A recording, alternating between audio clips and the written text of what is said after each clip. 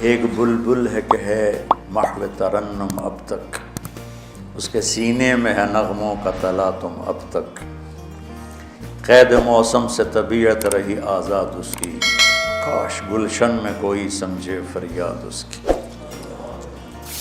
میں تو پچھلے 20 سال سے فریاد کر رہا ہوں، او بھائیو نرمی اختیار کرو، محبتیں اختیار کرو، نفرت ہو اختلاف کرو، نفرت تو نہ کرو۔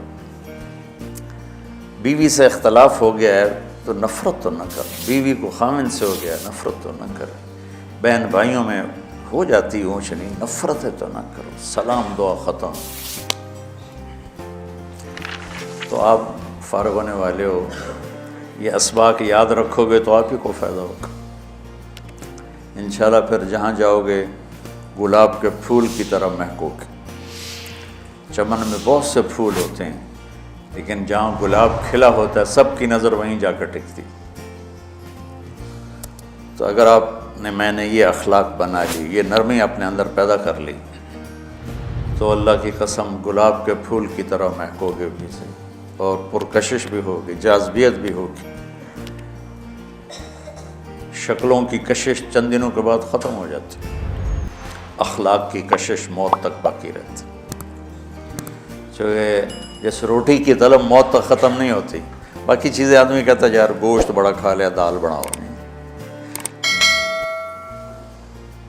بھنڈی کھا لی اب توری بناؤ، لیکن روٹی ایسی ہے اسے کوئی کسی دن جاتا روز ہی روٹی کو اس طرح اندر رچ پچ گئی۔ ایسے اچھے اخلاق روٹی کی طرح ہیں جن کی طلب کبھی ختم نہیں ہوتی۔ تو ہمارے علمی حلقے ہوں، دیندار حلقے ہوں، ان سب میں شدت پائی جاتی، ہر درجے کی شدت۔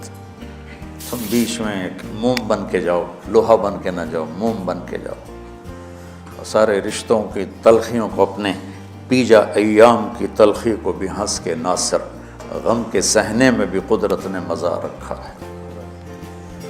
تلخیوں کو پینا سیکھو، زبان کو بند کرنا سیکھو، اور پھر مسکرانا سیکھو، اور نرمی کا سلوک سیکھو جو میرے نبی کی سب سے عالی شان صفت فَبِمَا رَحْمَةٍ مِّنَ اللَّهِ۔